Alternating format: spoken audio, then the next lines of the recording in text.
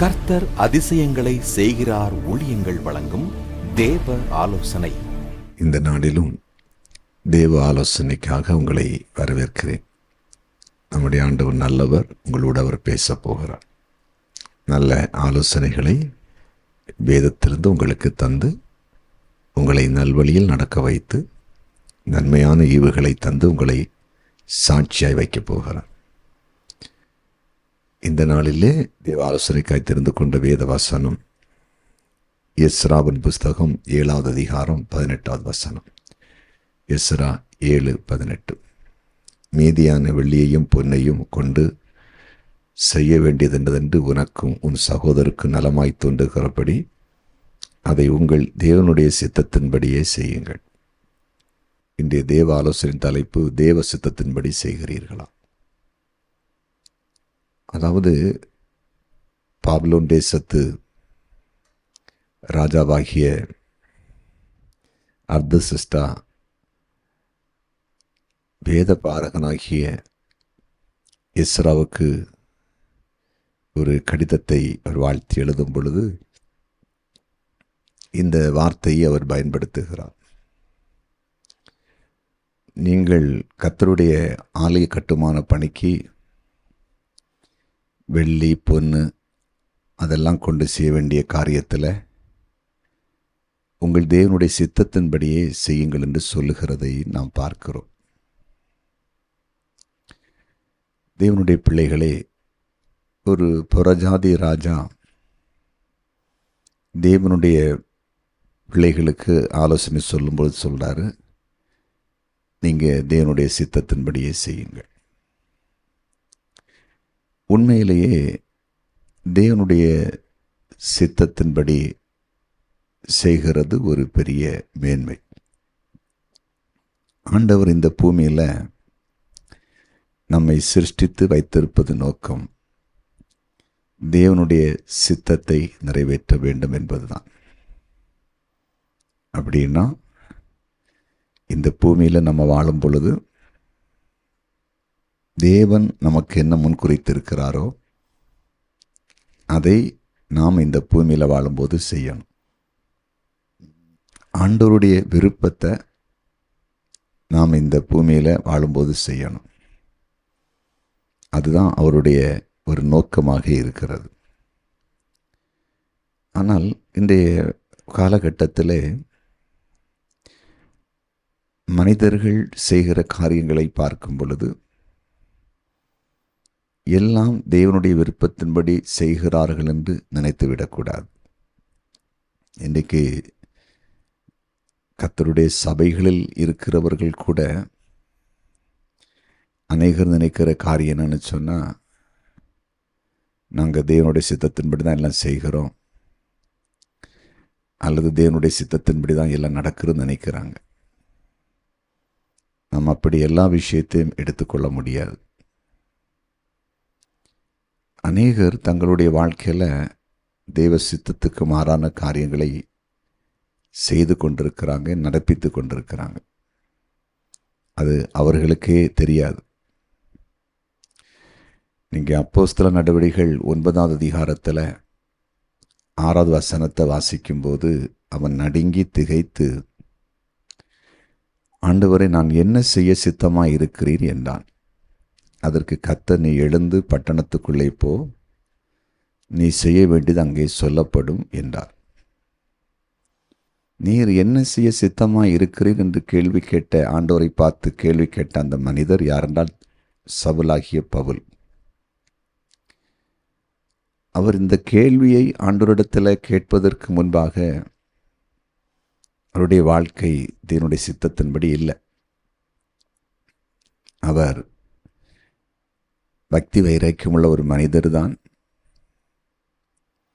ஆனால் அவர் செய்ததெல்லாம் கர்த்தருடைய ஜனங்களை, கர்த்தருடைய பிள்ளைகளை வேதனைப்படுத்தினது தான்.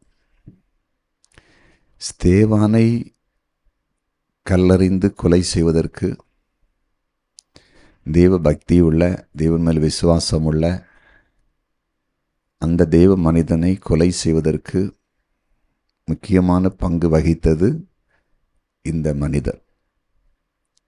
அப்போ அவருடைய வாழ்க்கையில் அவர் தேவ சித்தத்தை செய்து கொண்டிருந்துட்டாரா? இல்லவே இல்லை. தேவனுடைய விருப்பத்துக்கு மாறாக தேவன் விரும்பாத காரியத்தை செய்து கொண்டிருந்தார். அதனால தான் ஒரு நாள் அவர் நடந்து போகும் பொழுது ஆண்டவர் ஒளியில் சந்தித்து நான் இயேசுன்னு தன்னை வெளிப்படுத்துகிறார். ஆனால் அதன் பிறகு அவர் ஆண்டுகிட்ட கேட்குறாரு, நீர் என்ன செய்ய சித்தமாக இருக்கிறீர் என் வாழ்க்கையில்? அப்படின்னா இனி வந்து நான் உம்முடைய சித்தத்தை செய்வேன் அப்படின்னு சொல்லுகிறத பார்க்குறோம். அப்போ ஒரு காலத்தில் அப்போஸ்தலனாகிய பவுல் தேவ சித்தத்தின்படி செய்யலை, தேவ சித்தத்துக்கு விரோதமாகத்தான் காரியத்தை நடப்பித்தார். ஒரு குறிப்பிட்ட காலம் தேவன் அவரை தொட்ட பொழுது சித்தத்தை செய்ய வாஞ்சித்தார். இப்போ அவர் ஒரு தேவ மனிதனாய் மாறினார். தேவனுக்காக வல்லமை ஊழியம் செய்கிற ஒரு ஊழியக்காரராய் மாறிவிட்டார். எழுப்புதலை கொண்டு வருகிற ஒரு தேவ மனிதனாய் பயன்படுத்தப்பட்டார். இன்றைக்கு தேவ பிள்ளைகளே, உங்கள் வாழ்க்கையை சற்று ஆராய்ந்து பாருங்கள். நாம் நம்முடைய வாழ்க்கையில் செய்கிற காரியங்கள் தேவனுடைய சித்தத்தின்படி தான் இருக்கிறதா? நம்முடைய வாழ்க்கையில் நாம் படிக்கிற படிப்பு தேவனுக்கு சித்தமானதா? நாம் செய்கிற வேலை தேவனுக்கு சித்தமானதா? நாம் செய்கிற தொழில் தேவனுக்கு சித்தமானதா? நாம் செய்கிற வியாபாரம் கர்த்தருக்கு சித்தமானதா? நாம் செய்கிற ஊழியம் கர்த்தருக்கு சித்தமானதா? இதை தேவ சமூகத்தில் இருந்து தேவனிடத்திலிருந்து இந்த ஆலோசனையை தெளிவாய் பெற்று நாம் அதை நிதானித்து அறிந்தால் நம்முடைய வாழ்க்கையில் நம்ம செய்கிறது சரியா தப்பான்னு தெளிவாக தெரியும். ஒரு தடவை ஒரு தேவ மனிதனை சந்திப்பதற்கு ஆண்டவர் வாய்ப்பை கொடுத்தார். ஒரு ஊழியத்தை செய்து கொண்டு வருகிறார். அவர் செய்கிற ஊழியம் ஒரு சபை ஊழியமாக இருந்தது. அந்த ஊழியத்திலே அவர் எந்த மேன்மையும் உயர்வையும் காணாதவராகவே வாழ்க்கையிலே விரக்தி அடைந்து ஊழியத்தை செய்யவா செய்ய வேண்டாமா என்று ஒரு குழப்பத்தில் அவர் இருந்து கொண்டிருந்தார். ஒரு நாள் என்னை அவர்கள் சந்தித்த பொழுது அவர்கள் சொன்ன காரியம் என்னிடத்தில், மிகவும் ஒரு மோசமான நிலையில் இருக்கிறேன், ஒரு குழப்பமான நிலையில் இருக்கிறேன், ரொம்ப கஷ்டப்பட்டு உண்மையாக ஊழியம் செய்கிறேன், இந்த பிரயோஜனமே இல்லை, ஆத்தும ஆதாயம் நடக்கலை, சபையில் மக்கள் நிலை நிற்கலை, ரொம்ப நெருக்கடியாக இருக்குது, ரொம்ப தடுமாற்றமாக இருக்குது அப்படின்னு சொன்னார். சொல்லிட்டு சொன்னால் நீங்கள் எனக்காக ஜெபிக்கணும், ஆண்டவர் ஏதாவது ஆலோசனை கொடுத்தால் நீங்கள் அதை எனக்கு தைரியமாக சொல்லணும் அப்படின்னு சொன்னார்.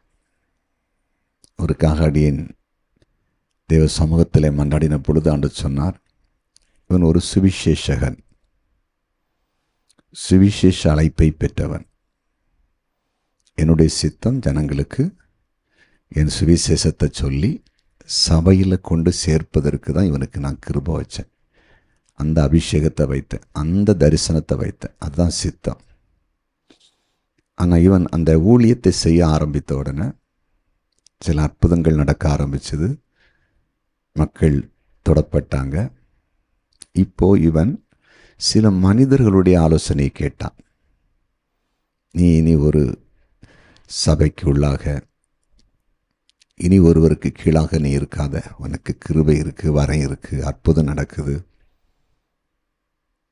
நீ ஒரு சபையை ஆரம்பித்தால் அது மிகுந்த ஆசீர்வாதமாக இருக்குன்னு சொல்லி சில மனிதர்கள், அதாவது தேவனுடைய நடத்துதலையும் சித்தத்தையும் அறியாதவர்கள் கொடுத்த ஆலோசனை கேட்டு இவர் என்ன செய்து விட்டார்னு சொன்னால், ஒரு நல்ல சபையில் இருந்தவர், ஆத்துமாதாய பணியில் பயன்படுத்தப்பட்டவர், மேன்மையாக ஆசீர்வாதமாய் மேலே வந்து கொண்டிருந்தவர், அந்த மனிதனுடைய வார்த்தையை கேட்டு தனியாக ஒரு சபையை ஆரம்பிப்பதற்கு எல்லா காரியத்தையும் ஒழுங்கு பண்ணி ஆரம்பித்தார். ஆரம்பத்தில் நிறைய மக்கள் அவர்கிட்ட போனாங்க. அவர் ஆராதித்த சபையிலேருந்து கூட கொஞ்சம் பேர் நல்லா இவர் பாடுறாரு, பிரசவம் பண்ணுறாரு, அற்புதம் நடக்குன்னு போயிட்டாங்க. கொஞ்ச நாட்கள் போக போக போக ஊழியத்தில் தடுமாற்றங்கள் ஆரம்பித்தது. இவருடைய வார்த்தை கிரியை செய்யலை.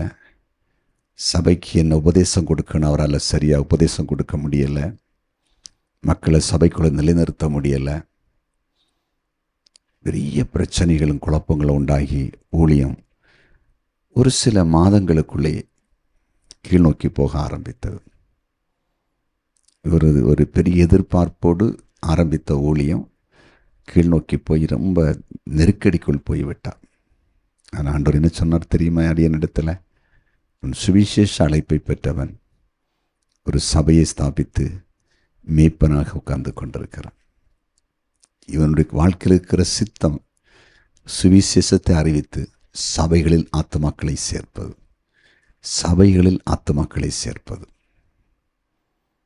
பாருங்க, ஜெபம் பண்ணி முடிச்சுட்டு நான் என்ன சொல்லுவது அவரிடத்தில்?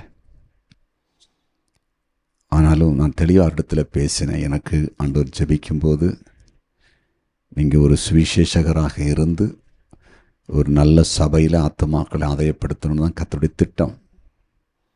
ஆனால் இந்த வழியில் நீங்கள் வந்திருப்பது அது தேவனுடைய நடத்துதல் இல்லாத போல் எனக்கு தெரிகிறது. ஆனால் நீங்கள் தேவ சமூகத்தில் இருந்து ஆலோசனை கேளுங்க அப்படின்னு சொல்லிட்டு நான் அவருக்காக ஜெபித்து அனுப்பிட்டேன். எல்லாம் புரிந்து கொள்ளுங்க.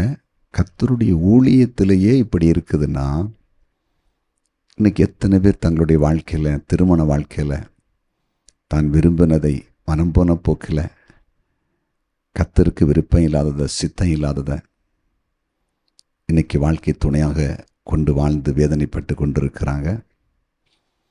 எத்தனை பேர் சித்தம் இல்லாத படிப்பு படித்து சுயமாக கர்த்தர் தரிசனங்களை கொடுத்தோம், வெளிப்பாட்டை கொடுத்தோம், நடத்துதலை கொடுத்தோம், அதுக்கு மாறான படிப்புகள், அதற்கு மாறான வேலைகள், அதற்கு மாறான வியாபாரங்களை செய்து வாழ்க்கையில் ரொம்ப மோசமான நிலைக்குள்ளே இருக்கிறாங்க. ஊழியத்தில் அப்படித்தான். ஏதோ கொஞ்சம் எனக்கு ஞானம் இருக்குது, கிருபை இருக்குது, வேத அறிவு இருக்குது அப்படிங்கிறத வச்சுட்டு இதனுடைய தெளிவான சித்தத்தை புரிந்து கொள்ளாமல் ஊழியத்தில் ஆரம்பத்தை பெரிதாக ஆரம்பித்து தடுமாறிக்கொண்டிருக்கிற எத்தனை பேர் இருக்கிறாங்க. இன்றைக்கு ஆண்டவர் உங்களோடு கூட பேசி கொண்டிருக்கிறார். தேவனுடைய சித்தத்தின்படி தான் செய்யணும், தேவனுடைய விருப்பத்தின்படி தான் செய்யணும். தேவனுடைய சமூகத்தில் காத்திருங்க. உங்களை என்னையும் கர்த்தர் இந்த பூமியில் சிருஷ்டித்ததற்கு ஒரு நோக்கம் உண்டு, படைத்ததற்கு ஒரு நோக்கம் உண்டு, இந்த பூமியில் நம்மை வாழ வைத்து கொடுக்க ஒரு நோக்கம் உண்டு. அதுதான் நிறைவேற்றப்படனே தவிர நம்முடைய விருப்பங்கள் அல்ல, நம்முடைய எண்ணங்கள் அல்ல, நம்முடைய சிந்தனைகள் அல்ல. இன்றைக்கு சில விடயங்கள் தடுமாறிக்கொண்டிருந்தால் தேவ சமூகத்திலே போய் அமர்ந்து விடுங்கள். தேவனே, நான் உமக்கு சித்தமில்லாத காரியத்தை செய்து வாழ்க்கையில் நெருக்கடிக்குள் போய் கொண்டிருப்பேனானால் எனக்கு அதை காண்பேன். நான் அதிலிருந்து மாற வேண்டுமானால் மாற எனக்கு வழிகாட்டுங்க, ஆலோசனை கொடுங்கன்னு சொல்லி கேளுங்கள். எதிர்காலத்தில் எழும்பி பிரகாசிக்க நினைக்கிற அனைவரும் தேவ சித்தத்தை அறிந்து கொள்ள முற்படுங்கள். கர்த்தருக்கு ஊழியம் செய்ய வாஞ்சிக்கிறவர்கள், எழுப்புதலை கொண்டு வர வாஞ்சிக்கிறவர்கள், தேவ சித்தத்தை அறிந்து ஊழியம் செய்யுங்கள். கர்த்தர் உங்க கூட இருப்பார். ஜெபிக்கலாமா? ஜெபிக்கலாம். எங்கள் அன்பு ஆண்டவரே, நீர் பெரியவர். நீர் பேசின வார்த்தைகளுக்காய் ஸ்தோத்திரம். உம்முடைய சித்தத்தின்படி செய்வதற்கு இன்றைக்கு தெய்வ ஆலோசனை கொடுத்தேன். சில வேளையில் கடந்த காலங்களில் தெய்வ சித்தத்தை புரிந்து கொள்ளாமல் தங்கள் வாழ்க்கையில் சில காரியத்தை செய்து வேதனைப்பட்டு கொண்டிருந்தா மன்னித்து மனங்கிறங்கி ஆண்டவரே உம்முடைய பிள்ளைகளை வழி நடத்துங்க. எதிர்காலத்தில் தெய்வ சித்தத்தை புரிந்து ஒவ்வொருவரும் செயல்பட கிருபை தாரும். கர்த்தருக்கு ஊழியம் செய்கிறவர்கள் தெளிவாய் தெய்வ சித்தத்தை புரிந்து ஊழியம் செய்து உம்முடைய நாமத்தை உயர்த்த கிருபை தாரும். ஜெபத்தை கேட்டேன், நன்றி. இயேசுவின் நாமத்தில் பிதாவே, ஆமென்.